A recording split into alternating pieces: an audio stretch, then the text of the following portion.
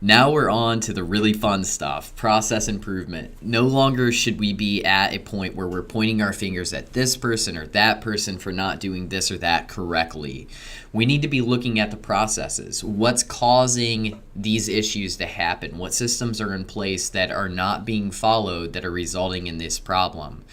That's what process improvement or continuous quality improvement or total quality management is all about, is looking at the processes or the combinations of actions that are taking place rather than what is this person doing correct or incorrect. So we're going to have to put all feelings aside and look at it with a kind of a clearer mind. So that's what this section is all about, is to really get into kind of some of the principles and fundamentals of process improvement. So we're going to get started just by talking about a couple different rules in general. So to kind of emphasize the idea of process improvement, I want you to first understand the 85-15 rule. What this rule is basically indicating is that the process or system in place causes essentially 85% of problems, and people only actually cause 15% of problems. So if processes are the issue, how can we solve those? What can we do to make sure that our process is correct? And I'll teach you some of the tools to kind of think about as far as flowcharts or checklists to make sure that you're following routinely each and every time, whether you think you know what to do or not what to do, but to follow those each and every time to make sure that we are solving those process-based problems. So the 85-15 rule is all about 85% of the problems are process-based and 15% of the problems are people-based. The 80-20 rule. This is a big one. It's a little bit different because it's basically saying now, of the problems that are being discovered, 80% of the problems are the result of 20% of the causes. So that means a very few percentage of things are causing the most problems. So, those are kind of interesting ideas to look at. So we're talking about process-based problems, and just a few of them are causing the majority of issues. So 20% of the given causes are causing 80% of the problems, or the majority of those problems. So we need to start to think about problem solving skills and how to make sure that we are investigating the problems collectively. I think hierarchical approaches have relegated a lot of decision making from kind of that top-down approach where upper level administration is really charged with solving a lot of the problems. Modern process improvement does not work that way. It involves worker involvement. When attempting to determine what a problem is, we have to involve those individuals that are closest to the problem, because those individuals are most likely to have the best understanding of what's actually going on and be able to provide ideas of potential solutions. So we need to make sure that we're having multiple constituents involved in multiple different areas. That way we're looking at the issues kind of comprehensively, or 360 degrees around, looking at it from all perspectives. Structured problem solving is another way to help with this. So say that you identified what you believe is the issue. Now, what do you have to be able to support that? The best thing you can use to support yourselves in your argument is hard data, statistics. When you have statistics, it's going to yield better long-term solutions because you know and have an understanding of what's actually going on. The idea of why you go through the process improvement to be able to figure out, hey, what is actually wrong here, is to make sure we're looking at customer satisfaction ideas, or even patient safety ideas. Typically the goal of continuous quality improvement is either to improve on satisfaction, whether that's customer, whether that's employee engagement, or to improve on patient safety factors, all of which are relevant to us in medical imaging or in radiation therapy. And it should always be on the forefront of your mind. It's everyone's problem to be able to solve these issues.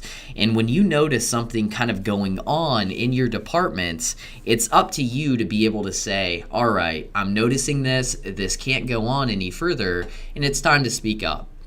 I want you to think about a time where you've noticed something, something was gonna go wrong.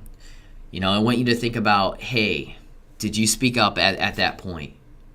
The answer may be yes, the answer may be no, but those are the types of things to think about in making sure that we're solving problems in the moment, but also documenting some of the things that we're seeing. That way we can say, all right, this is happening this often. This is something that we really need to focus on as a group, as a team, as a department, as a shift, to make sure that we're improving on a regular basis. So some important terminologies to kind of get into, and I will describe each of these terminologies kind of going forward. But process is the first term. It's just an organized series of steps that help achieve a desired outcome. So what does that mean? So you have step A, and then step B, and then step C. And so everything involved within the process. Think about how you implement a protocol in your CT or MRI department. So each and every step that goes into that would be essentially a process. So then when you organize then a group of processes, you're going to form a collective system.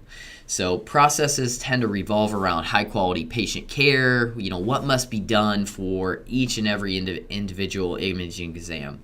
And then systems describe essentially the bigger picture. So how well are you doing it? So the organizational terms and ideas of efficiency or effectiveness, what must be done from the point of entry to the point of exit. So some ideas or some components that are associated with that are listed here, and I'll break down these components going forward.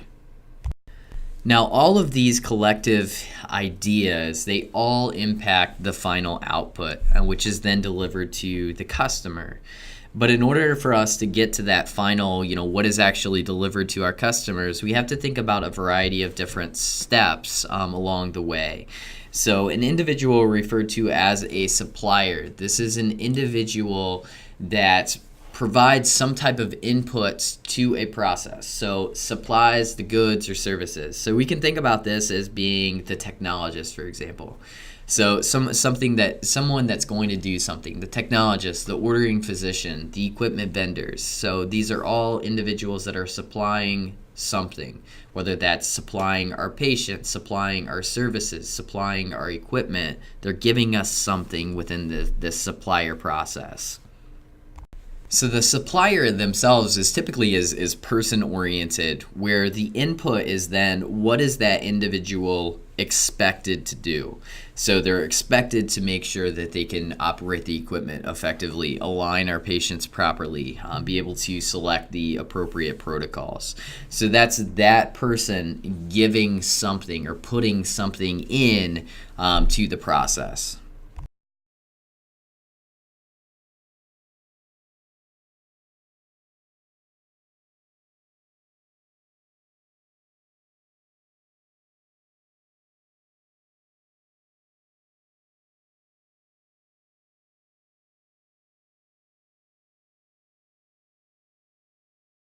So with that knowledge of how to do something, the action would be then, all right, I'm able to apply, I'm able to select, I'm able to manipulate this protocol, I'm able to properly position my patient for this or that procedure with no repeats. So that's the process. So there's all of these action-based steps then that go in. So you have a person, that person has some knowledge, and then the action is them being able to apply that knowledge effectively.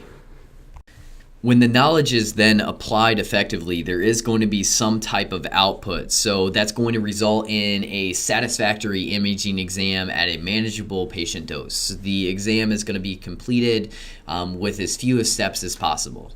Essentially, the combination of the activities and the resources that we have, they're all going to be managed through a process in order to give us what this output is, which is, the end goal. So at this point, you should be able to see how these terms are now coming together. So you're having somebody supply something, an individual that's a supplier, they're inputting something, they're applying that knowledge, and then they're essentially delivering on that to produce some type of tangible product. And in our case, that's going to be images that are readily available to our radiologists for the purpose of clinical diagnosis.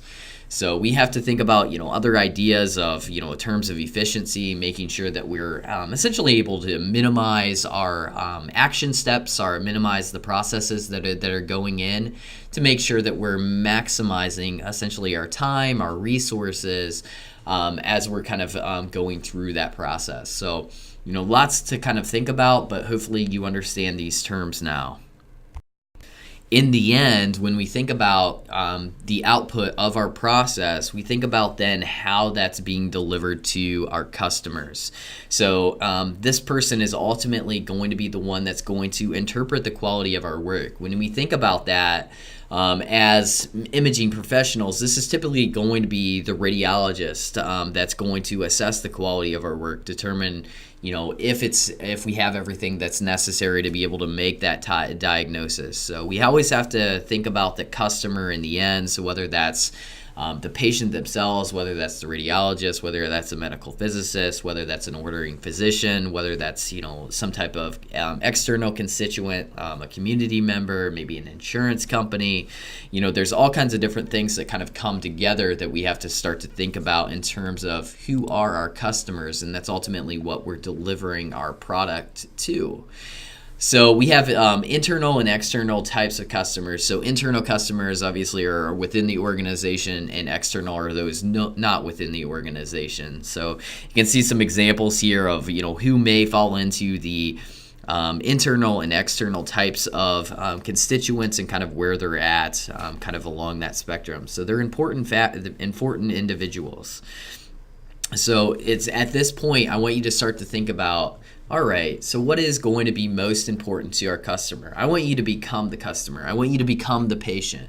What is going to be most important to you as a patient? Is it your ability to be able to find the radiology department? Your ability to be able to, once you find that department, to be able to quickly go into your room. So essentially eliminating that wait time. Is it all about, that open MRI unit that you have for procedure availability?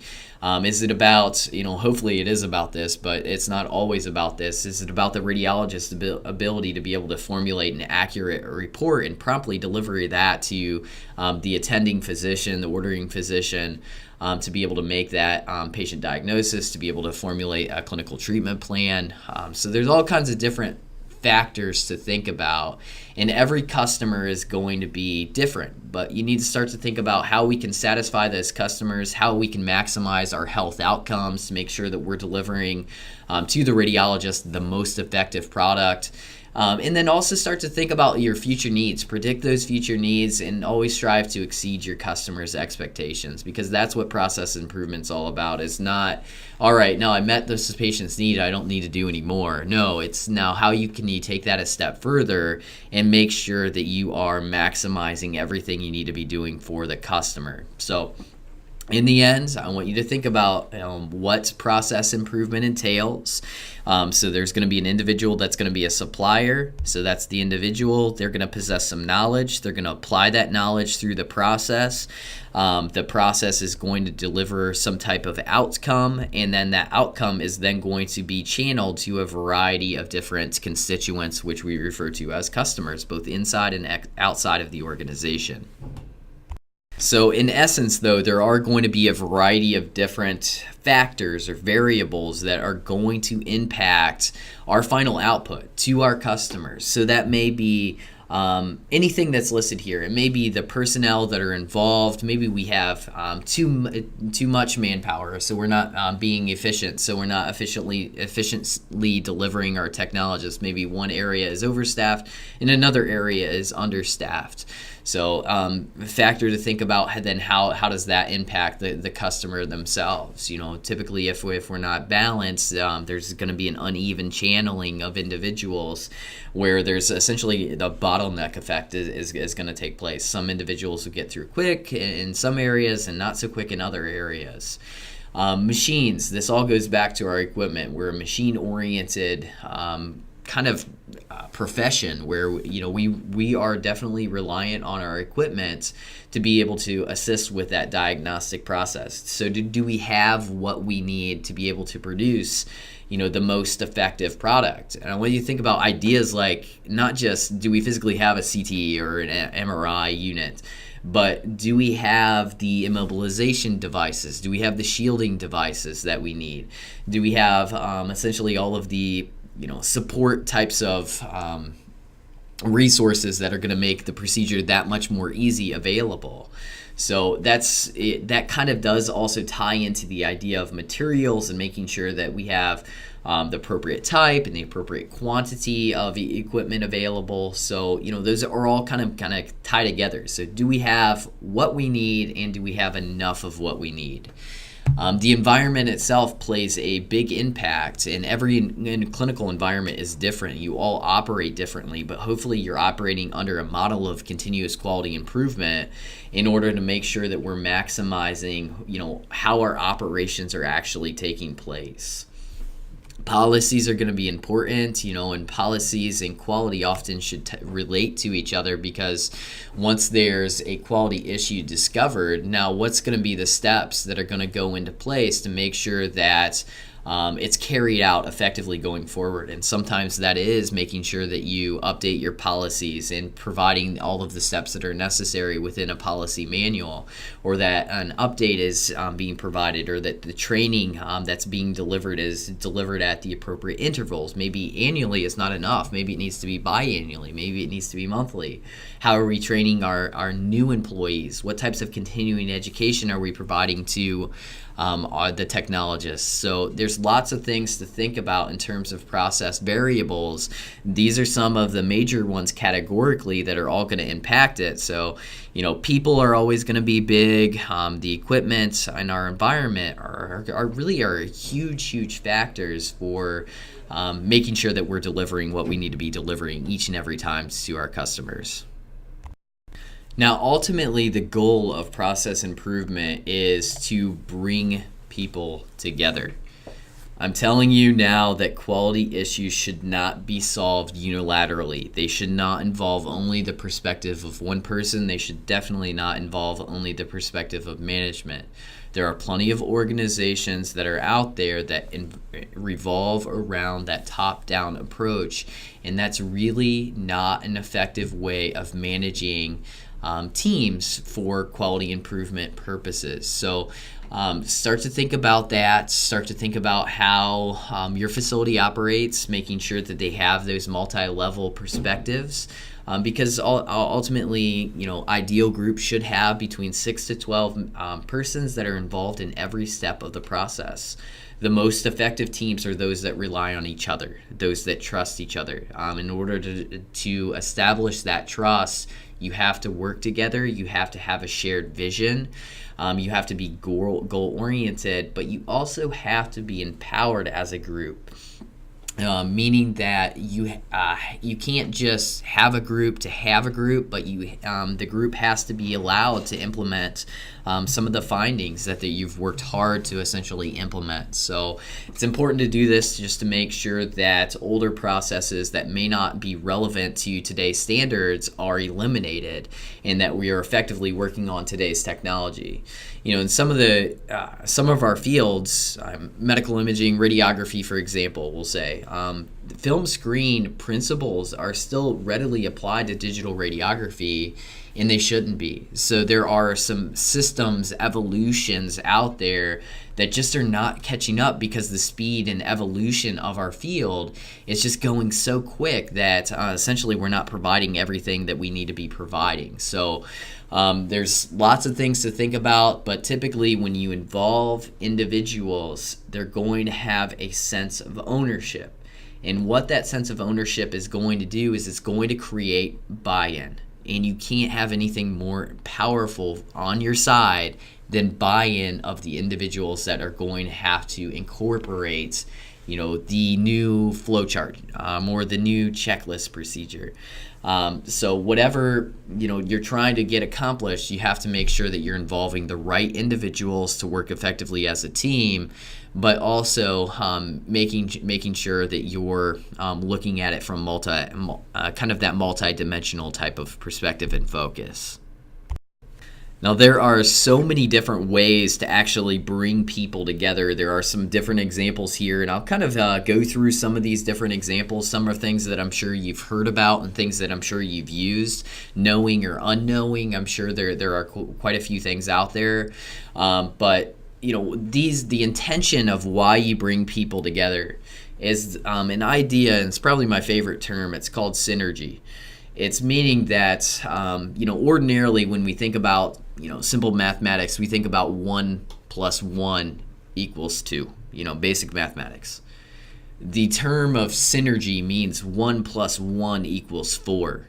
So the components are the individuals, and them working together essentially are going to produce a much better product than individuals would produce individually.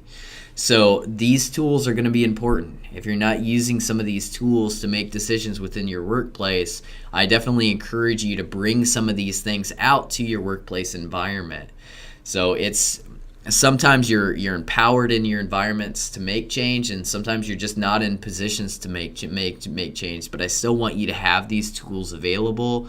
And I want you to bring your ideas forward. So if you don't get anything else out of this class than an understanding of basic process improvement and how teams should work together, that's fine. But I really want you to start to say, all right, these are some really great things. How can I bring them to my workplace to make sure that we're improving on a continuous basis? So, that's what I want you to get out of it, is that you have the ability to be able to make active change within your workplaces, and you should.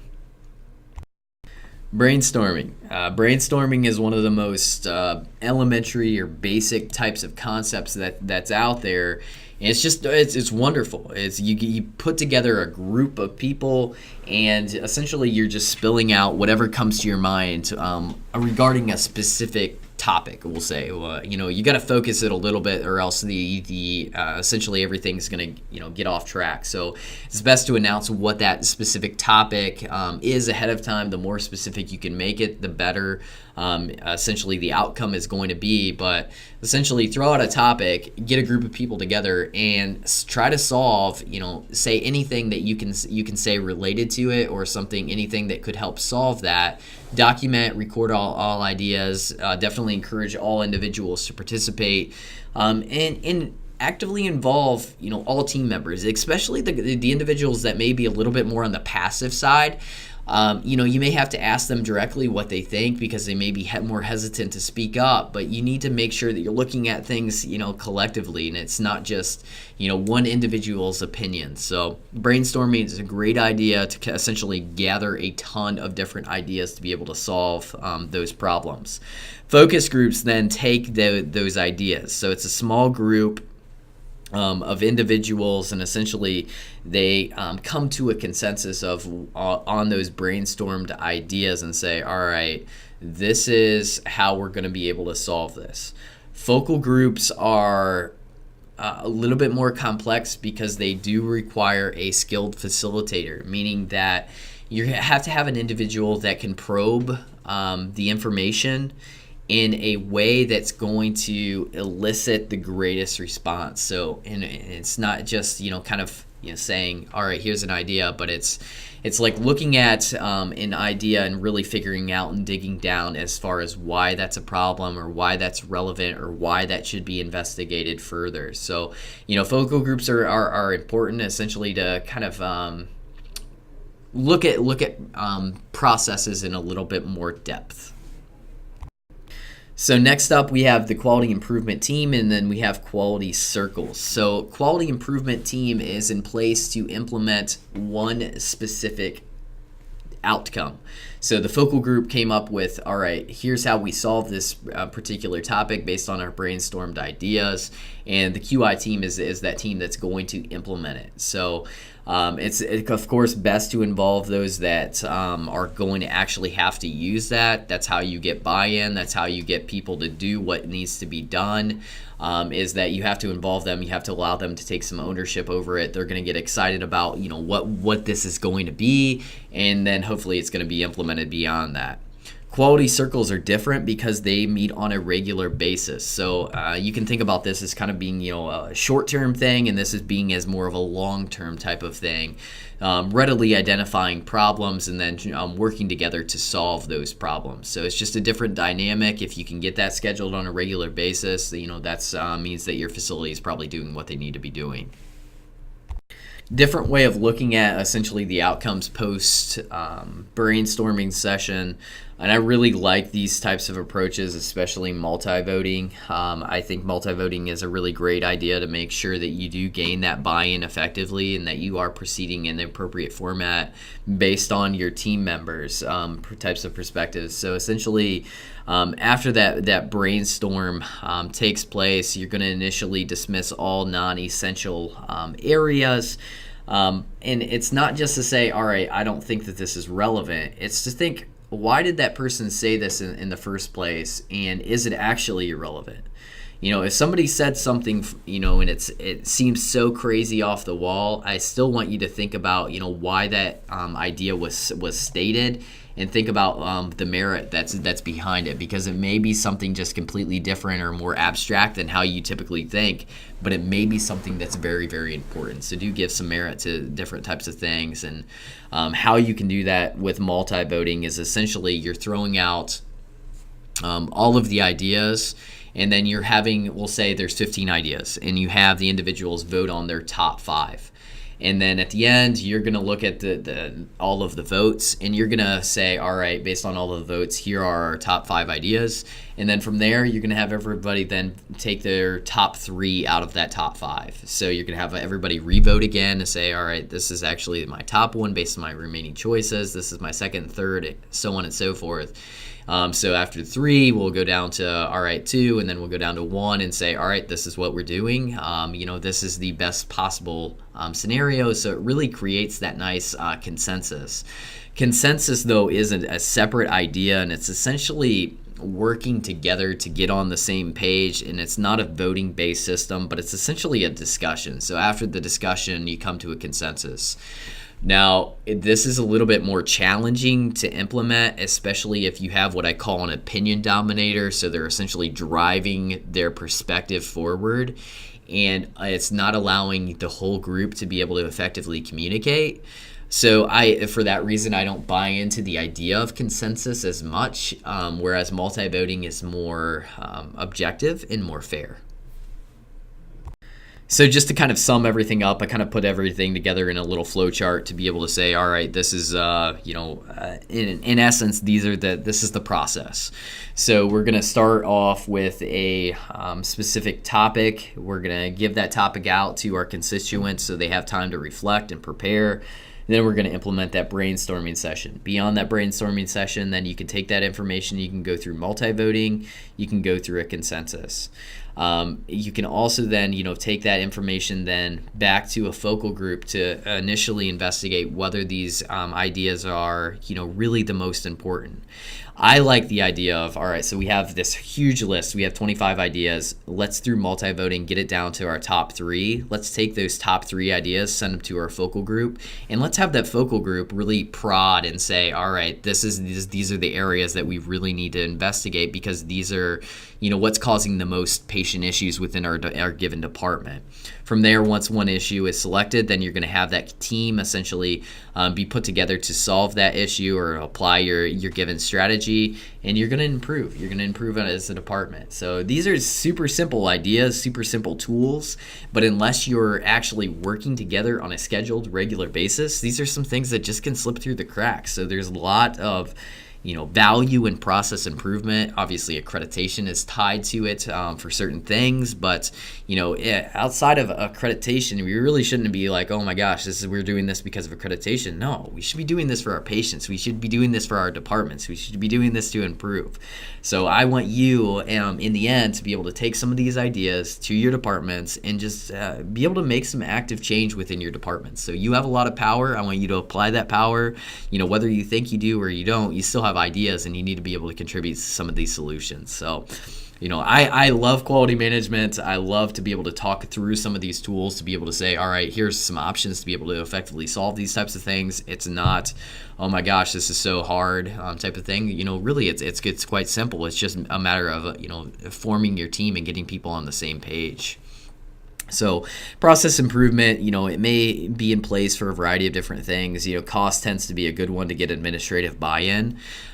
So when you think about how do we get administrative buy-in, if you can tie something back to cost or patient safety, your administrators are going to buy into it. Because it's all about saving money or risk management. So those are ideas to kind of think about when you approach an issue. Is what is the value of it, and if you can tie it to safety, you're going to have some buy-in. If you can tie it to dollars, you'll have tremendous buy-in. So things to think about there. There are some other reasons to kind of look into certain things, but those are some focal points there. So here are some other types of teams or groups of individuals, a little bit different than, say, something like a quality circle, where a quality circle is really just solving quality-based processes. What you look at as a work team is somebody that's our group of individuals that are going to actually solve bigger problems and not just lay down the steps of what's going to happen. So processes are often tied with problem solving, but a work group essentially looks at more of a bigger picture. Again, empowerment is a key factor, because once the work group is established, they need to be able to work. You don't have a work group in place to not work, so you have to be able to make sure that they have enough empowerment by administration to be able to apply essentially the solutions.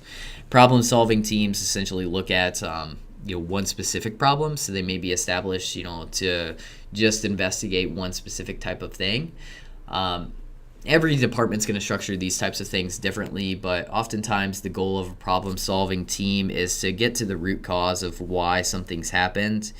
So say there's a sentinel event within your department, figuring out why that's happened, or maybe it's a little bit shorter term and kind of breaking down that process. So 5 whys and thought process maps are things that can help for that. 5 whys, super simple. All you're doing is asking why 5 times. So if wait time is an issue, why is wait time an issue? And you think about this. The first thing that comes to mind, why wait time's an issue. You're probably going to know why wait time's an issue. Perhaps it's MRI and not everybody is being screened effectively, or maybe the implants weren't known initially, but then they came out, and that the final screening type of thing. So and then asking yourself, okay, so why is this just now coming out? And not what, not what can you do differently beyond that. We'll get to that what point, but then, continuing to prod at the issue until you get to that root cause. It's said that after you ask why 5 times to a single problem, the real solution should be available to you. So really simple types of tool to be able to say, all right, what do we need to be able to do to solve this? And this is a nice example of, all right, maybe we do need to purchase new equipment, not just because we want new equipment, but because we can actually now tie this new equipment back to wait time. And now we have measurable data to be able to show, all right, here is what our wait time is. This is how it compares to our other departments. This is how it compares to local and national based benchmarks. And, we're nowhere in the ball game. We need this new piece of equipment to be able to do that. But then you have to make sure you're obviously using that new equipment effectively, and that you have a process in place there too. So, there's more to it, but this is a nice tool to be able to get to actually what that root cause may be. Thought process maps are just a way of kind of linking thoughts. And this really is a pretty poor graphic for a thought process map, because essentially, you're looking to integrate and connect different types of ideas. So it's looking at essentially you're digging at different types of factors and really starting to investigate kind of the collective thoughts and ideas, questions, to be able to really investigate kind of the complete picture. Why I like this graphic though is that, it has our simple, who, what, when, where, and why types of things in here, and you have to make sure that you really truly understand those when you're creating a project, to make sure that you're identifying all potential information. So with thought process maps, they're essentially, the goal is that there should be 5 basic steps that should be a part of this process. So you need to define your project goals. Goals should be very clear. They should be measurable. If you don't know the term SMART goals, I want you to look it up. Pause your video, look it up right now, see what that looks like.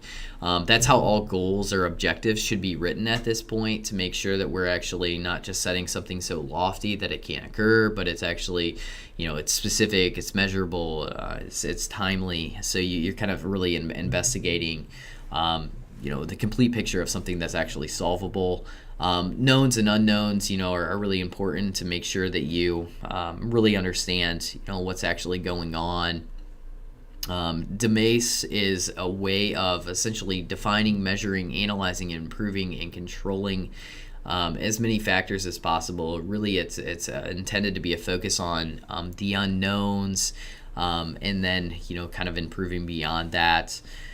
Sequence and link-based questions. Essentially, this is a way to be able to kind of say, we use this in flowcharts. So it's a kind of way to channel your thoughts. If this happens, you go in this direction. If this happens, no, you go in this direction, to basically be able to link things back together. And then there are some additional types of tools that can be used as well. So we'll talk about tools more kind of coming forward in the coming lectures, kind of going forward. But lots of different types of process improvement tools are out there. You'll be working with process improvement tools, not necessarily thought process maps or even the 5 whys, but we'll start to break down different types of things like fishbone analyses. We'll look at Pareto charts. We'll look at histograms. So you'll get a better sense of kind of, now we have an issue, how can we solve it, or how can we present the data to demonstrate it's an issue. The Joint Commission themselves are really a driving force for process improvement. So they have a 10-step process. It was initiated in 1985, required for accreditation purposes. They've kind of shifted their model from QA and QC to really a CQI model, continuous quality improvement model. And when you kind of look at their process, it's pretty clear cut. It's a 10-step process where you're giving, an individual or a team of individuals, hopefully, responsibility, and then you're kind of driving it forward through data-based decisions. So you're defining your performance measures. So how are you actually going to look at the information? How are you going to compare it? What benchmarks are going to be in place? What do you have available to you? Making sure that you're collecting your data, determining, all right, once you collect it, what are you going to do with it?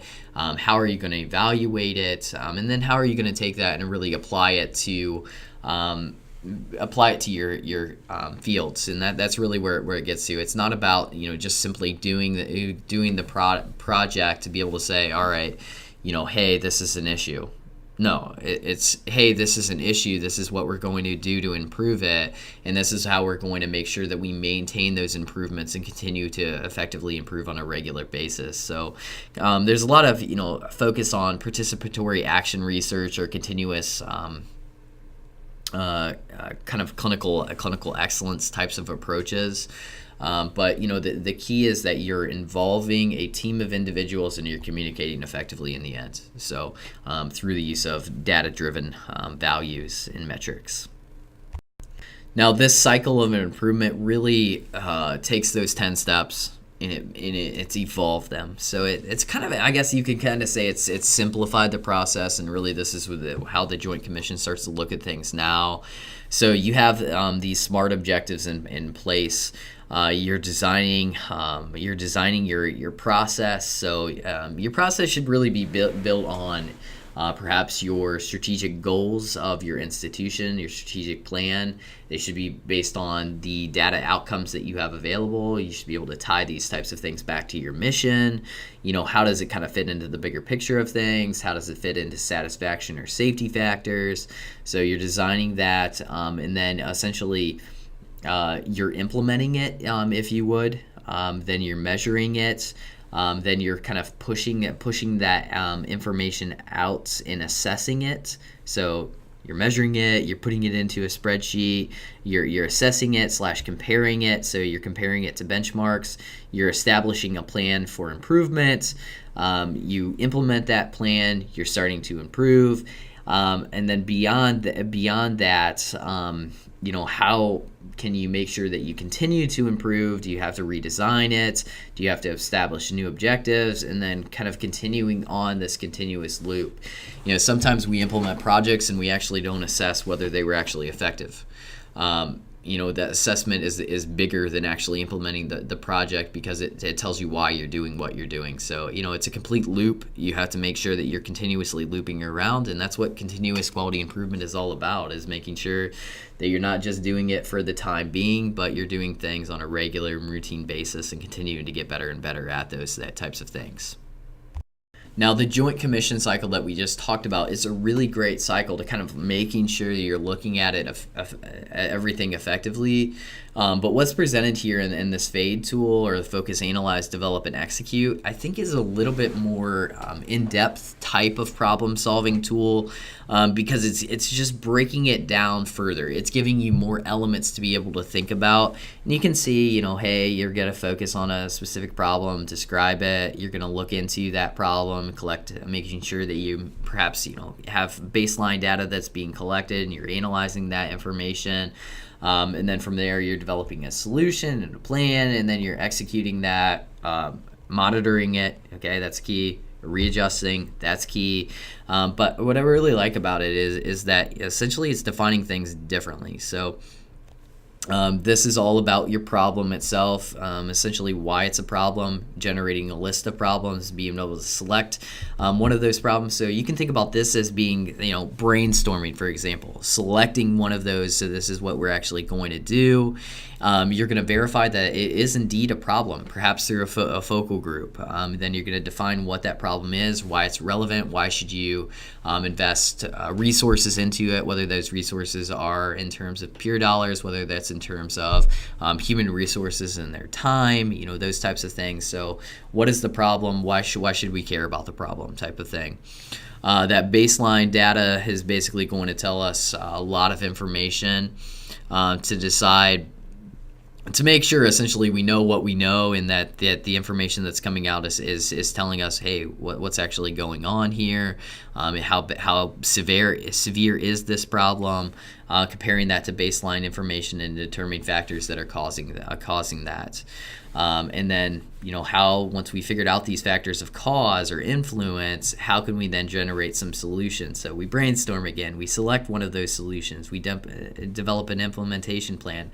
So you can see the idea of this is that it's continuous as well. It is circular in nature. It's just a different way of looking at basically the exact same thing that we looked at, but it's just a complex type of tool. So whether you're looking at the Joint Commission cycle of improvement or the FADE tool analysis, which is really a little bit more popular, I guess, in the quality field, because it's not applicable just to healthcare. It's applicable to any type of business. So this is probably the one to become a little bit more familiar with going forward. As you can tell probably by the length of this video, I love quality improvement. I love learning about these different types of tools. I love applying these types of tools because it makes a difference when you start to think about things with more of an objective or process-oriented focus rather than a finger pointing, oh, this is all your fault type of focus, when it's probably not. There's probably some type of breakdown in the system. So if you need to take a break, pause the video by all means. Make sure you come back, refocus, and we'll start to talk about SWOT analysis. If you're not unfamiliar with the SWOT analysis, this is definitely a type of tool to become familiar with. It's widely used in kind of business-based sectors to be able to say, hey, how can we gain that competitive advantage? What's going on internally? What's going on externally? And how can we essentially improve and mitigate some of our weaknesses and our threats? So when you think about the strengths and weaknesses as they revolve around a SWOT analysis, this line, I want you to kind of think about this, write it down.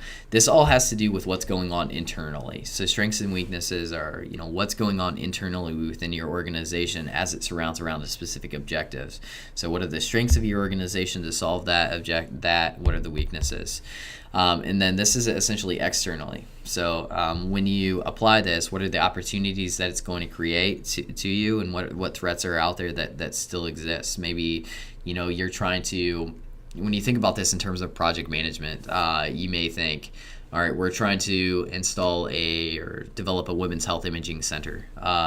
And thinking about, all right, this is great. We have the tools in place to be able to do this type of thing, but there's some weaknesses present as well. Oh, but this may drive business forward. But oh wait, another facility just put one up and they're 2 miles away. So are we going to actually have that demand, that competitive balance, whether that's going to be actually present or not? So you can start to think about some of those types of things, but when you tie strengths, I want you to think about some of those resources, capabilities that you have in place, the expertise that's available to you, the equipment. Weaknesses, maybe you have a bad reputation. Maybe you have terrible equipment that hasn't been updated. Maybe you have low patient volumes, and it may not make a difference. But that can create an opportunity, and that can create some growth. Or there could be some threats out there that hey, you may spend a ton of money and not get any demand out of it. So SWOT analysis is important to essentially kind of understand collectively. What are the opportunities that are out there, or how can we, once we discover some of our weaknesses, how can we improve on those? Another way of kind of looking at some problems is through the FOCUS-PDCA type of tool, and you're kind of seeing what that looks like on this particular graphic here. Just for full transparency, the textbook does call it a PDCA, Plan, Do, Check, Act. But a lot of quality-based resources are now referring to this as a PDSA type of tool, Plan, Do, Study, Act. It's a little bit more clear, I guess, what you're supposed to be doing here when you have study is that you're supposed to be studying. You're supposed to be saying, all right, what's going on? What did you learn from this type of thing? And then from there, acting. So again, you can see the idea of closed loop ideas. So it's circular. Once you get that, have that plan in place, you do it. You see if it's working. You act on that. You redo it. You see if it's working. You act on that type of thing. So I absolutely adore this particular tool because I think it's the most complete tool of anything that we've talked about. Because you're looking at it from the focus aspect, which is just this find, organize, clarify, understand, select, is that you're going through this process and you can kind of see where this process is at. So you find a process to improve, you organize a knowledgeable team that works well together, you clarify what's known from the actual literature. You can jump into a PDCA then, so you can jump over here and jump into it. Or you can, continue to say, all right, what are the causes of process variation, based on what you've learned from here, selecting another, select that process improvement factor. What are you actually going to run with? And then, kind of implementing it that way. So it's just a different way of looking at it, but I like this one because it's a little bit more actionable, and then you jump into the process improvement here. So I like to think about it without these PDSA cycles that are present here. Let's just kind of imagine like they're not there. Go through the focus and then jump into the Plan, Do, Check, Act, or Study, Act sections. FMEA type of analysis, I really want you to identify this type of analysis with the term failure. So it helps determine whether there's a potential failure within a system, and then determining essentially what is the remediation of that failure. So yeah, when you're looking at it's potential failure. So it's not necessarily failure itself. So it's all a little bit about kind of a risk analysis. So RPN means risk priority number. So you're actually physically assigning a number to the amount of risk that's present. Based on the severity of what you're trying to do, based on how often it occurs, and based on your ability to detect or measure those types of things. So you can kind of see the process of what goes on in an FMEA's type of cycle.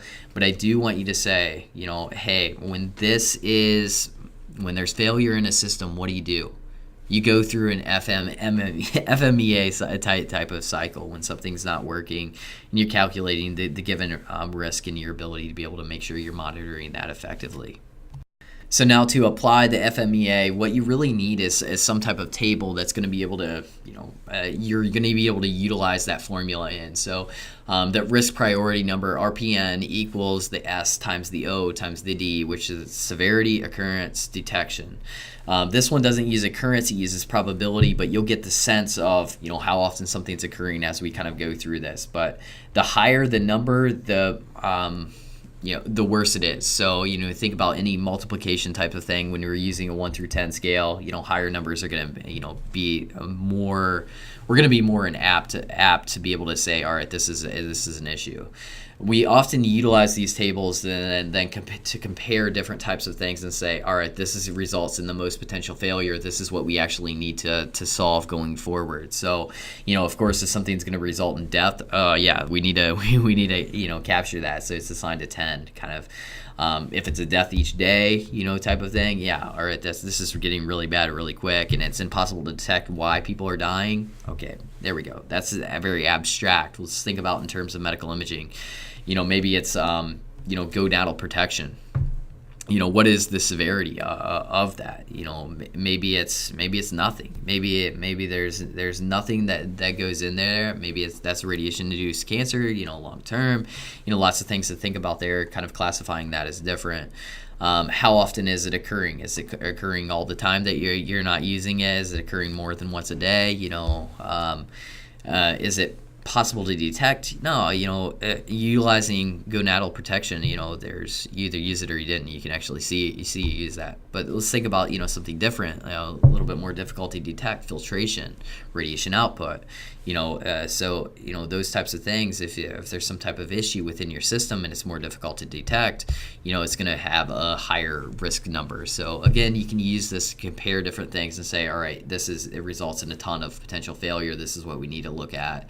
And it gives you an objective number that's going to be tied to that. So a little bit more to stand especially when you're actually asking administration to fund something.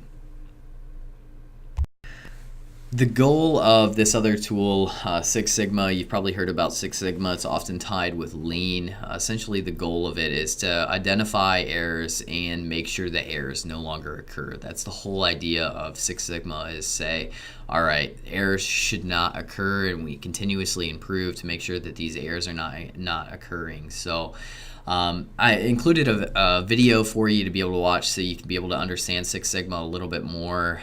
Yes, it applies to the DMACE type of idea is here. So defining, measuring, analyzing, improving, and controlling, but also making sure that we're solving errors and that we're eliminating wasted steps, non-valuable tasks, so we're becoming more efficient or more lean within kind of what we're doing. So there's all kinds of different training that's available on Lean. Really, I could talk Lean and Six Sigma. I could talk about this quite a bit, but it's a little bit outside of what we do. If you love quality, the next step after you get your QM credential, all of you get your QM credential, is really to get some Six Sigma and Lean training. So that would be, next step, be kind of beyond that. So really a lot of great information, but what I want you to know just superficially about Six Sigma is it's all about removal of errors and making sure the errors no longer happen.